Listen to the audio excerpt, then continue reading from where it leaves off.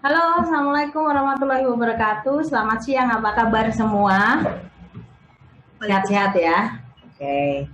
Kali ini saya akan membahas mengenai reselleran, jadi masih tentang reselleran. Mungkin teman-teman banyak yang penasaran gitu. Reselleran itu artinya apa sih kayak gitu ya. Nah, reselleran itu artinya kalau dibaca ya reselleran. Bisnisnya pakai model apa? Pakai jaringan distribusi apa? Reselleran. Nah, cuman saya plesetin nih, A-nya jadi U. Nah, kebetulan pas ya, reselleran. Jadi intinya bagaimana ketika teman-teman memilih untuk mendistribusikan produk melalui jalur kemitraan atau pakai reseller, maka wajib memaksa para business owner untuk resellernya mesti lari kenceng nih. Nah, resellernya mesti lari kenceng. Saya sering menyebutnya dengan nama runner. Nah, reseller runner. Nah, gitu ya. Jadi ternyata yang lari itu nggak cuma hanya atlet, tapi reseller pun juga harus bisa lari kenceng. Nah, kali ini saya akan bawakan tema mengenai anti hit and run dengan reselleran. Nah, pasti banyak yang udah tahu ya hit and run itu kayak gimana sih kalau di dunia online gitu ya. Biasanya istilah hit and run itu dipakai kalau ada yang udah oke nih mau beli produk, udah mau transfer tapi ternyata nggak jadi gitu ya. Ternyata nggak jadi, udah di Wapri gimana, jadi beli nggak bun, udah transfer nggak bun, nggak ada kabar gitu ya, udah keep barang nggak jadi beli, nggak ada kabar. Nah gitu ya kalau di dunia online. Tetapi ternyata saya melihat bahwa hit and run itu ada juga loh di reseller gitu. Dalam arti begini kita memaknainya bahwa ada nih reseller yang udah datang, ada reseller yang udah daftar, udah gabung di kemitraan kita, tapi ternyata diem aja tuh, krik krik krik. Nah, di grup diem aja, dia berinteraksi enggak, bertransaksi juga enggak. Nah, gitu kan. Kalau di Wapri itu cuman di read doang. Nah, kayak gitu. Tapi ada di grup kita ya, ada di grup reseller kita gitu. Nanti bahkan ada juga yang kalau di left out, kalau ditegur atau dikeluarin, wah Pri marah-marah, kok saya tiba-tiba dikeluarin. Nah kayak gitu ya, mungkin Mbak Fia pernah ngalamin juga nih ya. Gitu. Nah pernah ya. Nah oke. Jadi saya memaknai bahwa hit and run itu artinya luas gitu, termasuk di dunia reseller. Nah, bagaimana supaya hit and run ini nggak terjadi di reseller kita? Nah, itu ternyata ada triknya gitu ya. Nah, teman-teman harus paham bahwa ketika memutuskan untuk memilih jalur distribusi reseller, maka ada banyak hal yang harus dipersiapkan gitu. Maka teman-teman harus tahu nih apa yang perlu dilakukan setelah reseller itu bergabung gitu. Jadi kalau kita bicara reselleran itu ada banyak, mulai dari pola rekrutnya seperti apa, kemudian pola pembinaannya seperti apa, kemudian memaintainnya seperti apa. Nah itu banyak banget, dan kalau dipecah-pecah itu bisa jadi banyak materi. Nah kali ini saya hanya akan membahas lebih singkat ya, lebih singkat apa yang harus kita lakukan setelah reseller bergabung gitu ya. Tentu saya akan mereminder teman-teman, mungkin kalau yang sudah ikut atau nonton YouTube saya ya di TDA TV juga, ada 4 hal ya, ada 4 langkah yang harus dilakukan sebelum kita memutuskan atau kita memilih reseller untuk dia bisa bergabung dengan kita. 1, aturan mainnya mesti disiapin.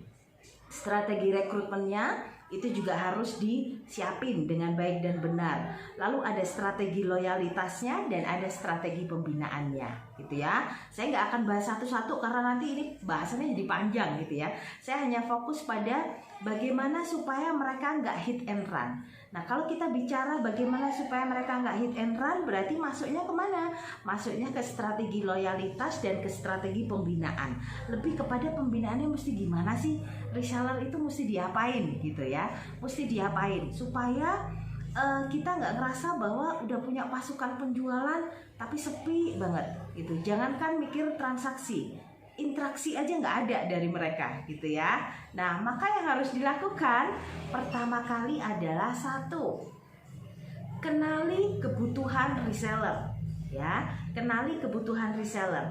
Ini yang sampai sekarang saya temui masih jarang dilakukan oleh teman-teman. Hanya 1, 2, 3 orang gitu ya. Kalau yang sudah melakukan itu keren banget gitu. Nah, ada sih sebetulnya yang saya udah berusaha nih PDKT ke reseller, saya coba wapri ke reseller, saya masuk di grup, saya sapa-sapa, tapi kok kenapa mereka nggak ada respon misalkan gitu ya. Nah, karena kita belum menyentuh apa yang menjadi kebutuhan reseller gitu. Karena kita mesti ngerti kenapa sih sebetulnya kok dia mau gabung menjadi reseller di tempat kita. Itu kita mesti ngerti dulu nih. Why-nya kita mesti pegang dulu gitu ya. Kalau why-nya nggak kepegang, kita nggak akan ngerti apa yang dia butuhkan gitu ya. Apa sih yang dibutuhkan sebetulnya? Ada banyak. 1, pasti dia butuh ilmu ya. Kemudian dia butuh networking, butuh jejaring, butuh kenal nih gitu, butuh berada di lingkungan yang sevibrasi sama dia gitu. Lalu yang ketiga, dia pasti butuh uang. Nah, butuh uangnya buat apa nih? Buat macam-macam. Kebutuhan masing-masing kan berbeda ya gitu. Ada ilmu, jejaring, dan uang. Ini yang dibutuhkan.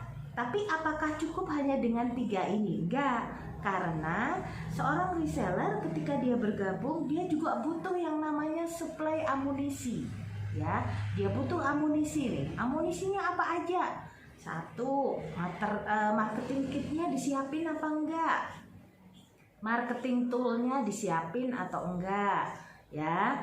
Lalu kemudian template, flyer, dashboard mungkin, terus konten. Nah, jangan salah, konten itu kelihatannya sepele ya, kelihatannya sepele, tapi banyak loh dari mereka yang males-malesan posting karena sebetulnya bukan karena mereka nggak mau posting, tapi mereka nggak ngerti caranya posting. Nah, gitu ya. Contoh nih, saya ambil contoh. Salah satu benefit yang diberikan kepada reseller adalah menyediakan konten untuk posting. Nah gitu ya, ini contoh nih misalkan. Sekarang kan banyak ya, banyak beberapa brand itu yang salah satu benefit mau bergabung adalah menyediakan konten. Tetapi apakah hanya sekedar konten yang disiapin? Oh maaf, apakah hanya sekedar kita bikin konten, habis gitu di-share selesai? Enggak juga gitu. Tapi bagaimana konten itu bisa membuat orang atau membuat reseller ngerasa ini gue banget nih, gue share gitu ya. Oh ini saya butuh banget, ini saya share nah gitu ya. Oh maaf. Nah kemudian teman-teman harus paham, untuk bisa mengenali kebutuhan mereka maka dibutuhkan yang namanya interaksi ya. Jangan harap kita bisa tahu, kita bisa paham apa yang menjadi kebutuhan mereka kalau kita nggak pernah interaksi dengan mereka. Nah, interaksinya bagaimana? Banyak gitu. Interaksi kalau ada grup, ya sapa-sapalah di grup. Paling tidak bikin target 3 jam sekali mesti sapa-sapa mereka gitu. Nggak usah deh kita ngomongin soal produk. Kalau ditanya atau kita ngomongin soal produk doang juga mereka ngerasa dijualin ya, ngerasa hanya dijualin gitu.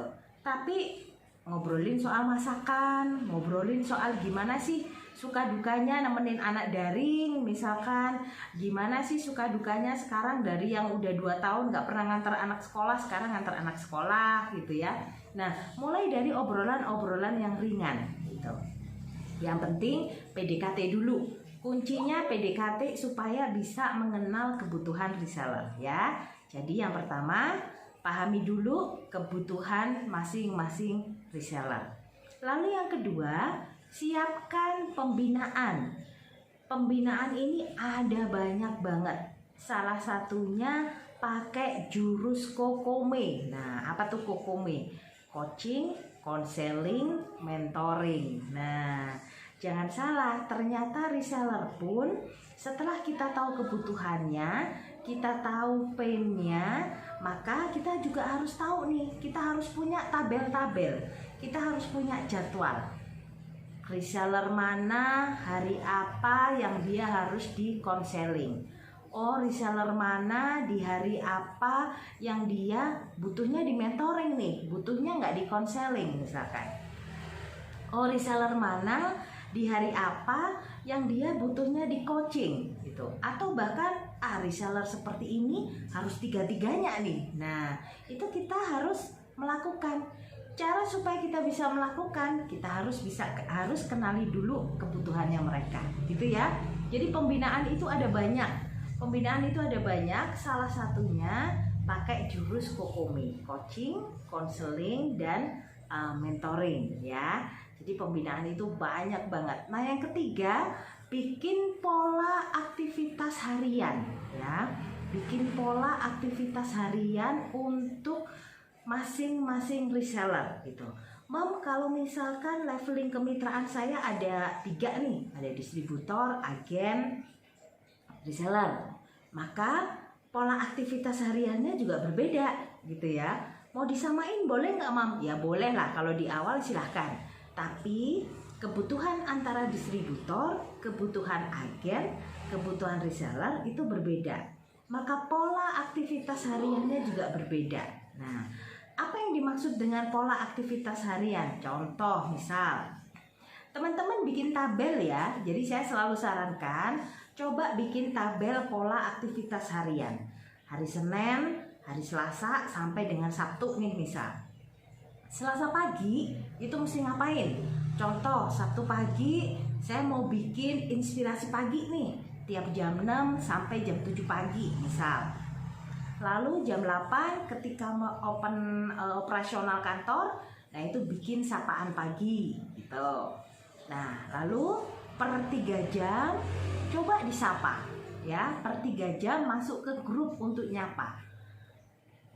Kuncinya jangan hanya ngobrolin soal produk, jangan hanya ngobrolin soal promo, jangan hanya nanyain tentang target ya, tapi hal-hal yang sifatnya keseharian gitu. Lalu sore ketika mau tutup operasional kantor, bikin sapaan sore. Nah, nanti dalam 1 minggu silahkan, misalkan setiap hari Senin malam ada kelas kulwa dengan reseller. Nanti Rebo malamnya ada Zoom dengan para agen. Nanti hari Jumat ada Zoom dengan para distributor. Nah, itu silahkan aja. Atau setiap malam nih, setiap hari jam 8 malam itu kita share materi-materi ringan di dalam channel. Nah, itu juga boleh, silahkan. Intinya dalam 1 hari itu rutin ada aktivitas yang itu jadi aktivitas yang ngangenin buat para reseller. Ketika aktivitas itu jadi sesuatu yang ngangenin buat mereka, maka engage-nya pasti akan dapat ya. Kalau engage-nya dapat, maka saya jamin gak akan ada yang namanya hit and run. Karena apa? Mereka merasa kebutuhannya tercukupi di situ. Dari sekian banyak reseller yang dipunya, dari sekian banyak agen yang dipunya, atau dari sekian banyak distributor yang dipunya, coba ambil 5-10 orang yang itu menyumbang kontribusi terbesar ke